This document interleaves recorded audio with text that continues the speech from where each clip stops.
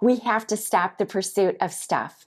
I was on a vicious cycle of accumulating things, decluttering them, and then heading right back out to the stores and buying more. Finally, I realized what I was doing, and I came up with the 12 habits that I'm sharing with you today. These habits have helped me avoid shopping mistakes, and I think that they're going to help you too. According to a recent article I read, shopping habits are a major cause of clutter for people.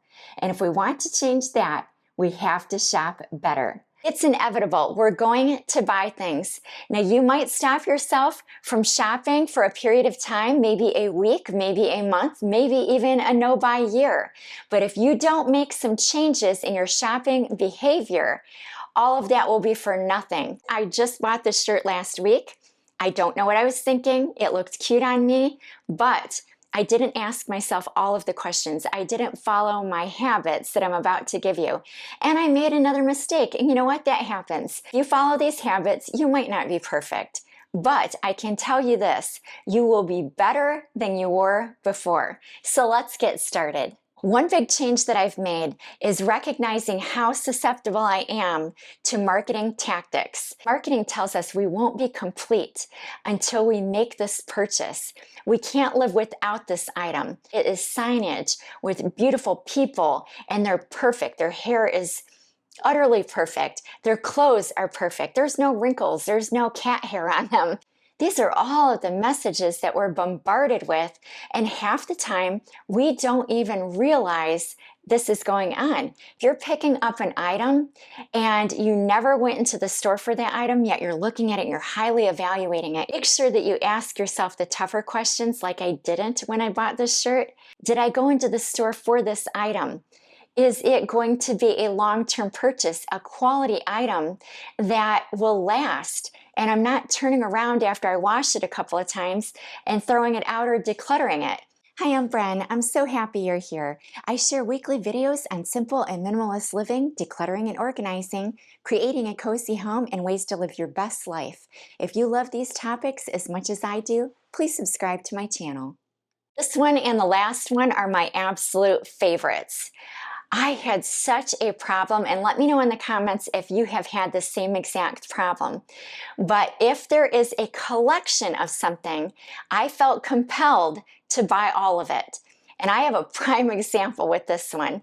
I have Fiesta dishes, and that's another thing. One of my friends one time told me, you got to get Fiesta, it's so wonderful.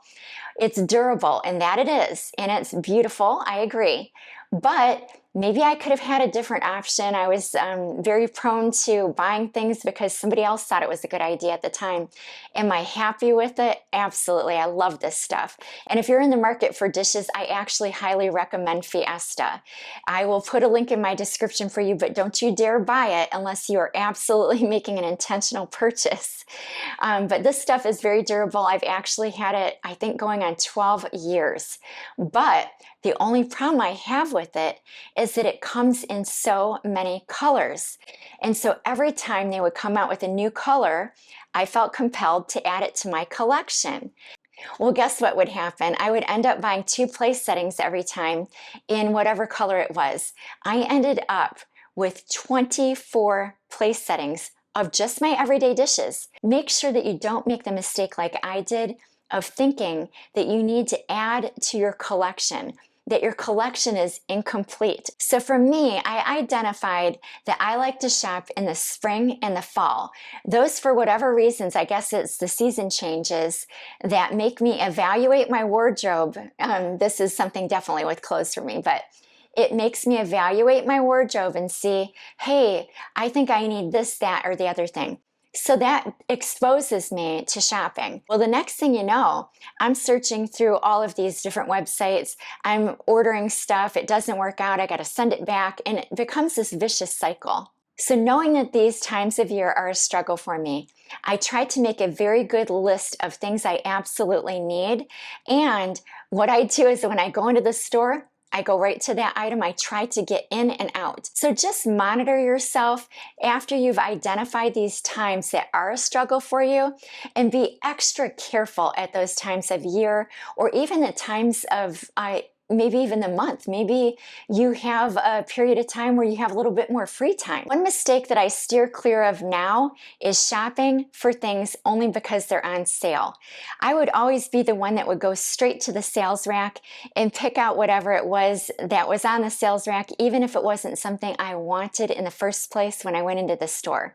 So now I absolutely steer clear of that. Even though I like to go thrift shopping with my girls, this is absolutely something I keep in mind when I shop at a thrift store, is that these items seem like they're a good deal, right? You don't want to just buy something, even at a thrift store, just because it's $1 or $2, and that makes your decision more of a yes than a no, just because it's on sale. Not settling on purchases has probably saved me thousands of dollars at this point, because now every time I make a purchase, well, except here and there, we all are human, right? Now, for the most part, I should say, when I make a purchase, I'm intentional. I do it based on color, based on fit, based on quality of materials, and the longevity of the item. So make sure that you're asking yourself those questions too. When you buy something, don't just spend your money frivolously. It's hard to earn that money. Make sure you're making intentional purchases and that you're picky and you don't settle. Be a picky purchaser. Another mistake that I would make is making mindless purchases. If I saw, I don't know, this is just coming to my head, I don't know why, but a cute little shovel set. You know, one year they had these at Target and they had cute little floral patterns on the handles. Well, if I was thinking straight, I would not have purchased that because I already had a perfect little hand shovel at home. I didn't need this. So I want you to check in with yourself. Can you be content with what you already own? Don't fall prey to mindless purchases. This is a tiny little tip here, but it's also a really big one, and it can make a huge difference, because what's going to happen? If you buy one of those little shovel sets, you're going to go home, you're going to have 2. And then you're going to feel compelled possibly to declutter one, which was a perfectly good one, because you didn't need to make that mindless purchase to begin with. One mistake that a lot of us make, and I was sure guilty of this, is saying yes to something but not recognizing that saying yes to this item means that we're saying no to this. And I've got the perfect example for you. Back in the day, we lived in a 3,000 square foot house. I was invited over to a friend's house, and she had a brand new house in a new subdivision in our city. So I go over there and I'm looking around and I'm thinking to myself, wow, our family of 6 could sure spread out in this beautiful house. I think that we need to do this. I run home to my husband. I tell him all about it. I must be convincing, because he then was on board. We make an appointment to go see a model home, and the next thing you know, we're signing on the dotted line to buy one of these giant houses that we really did not need. So fast forward a couple of days later, and I'm at home, my husband and I are talking. All of a sudden, something that he said just solidified things in my mind, and I thought to myself, I'm making a gigantic mistake. Oh my gosh, this is the biggest mistake of my life. And I started to have the worst panic attack that I've ever had. So as my panic attack is getting worse and worse, my husband finally says, okay, no problem. We don't have to buy this house. And thank goodness we didn't, because we would not have been able to have a quality of life that we had with our other home. And eventually downsizing, it made it even possible for us to have even a better quality of life.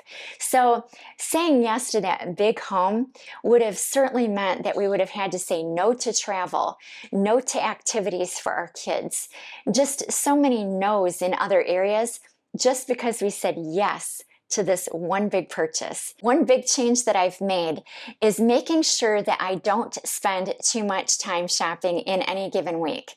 And I really did not understand exactly how much time that I had was going out the door to shopping. And when I evaluated it, it was, I'm embarrassed, like it was hours of shopping, whether it was just scrolling online or actually in-person shopping. And there's been things on my list that I've wanted to do. And so now that I've backed that time down and I actually have free time that I've collected and created.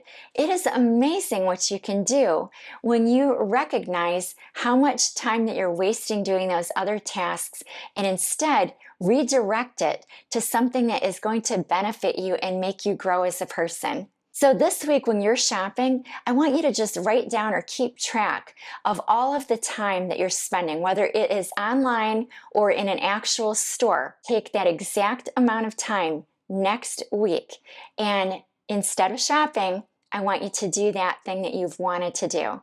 Oh, this has gotten me more than once.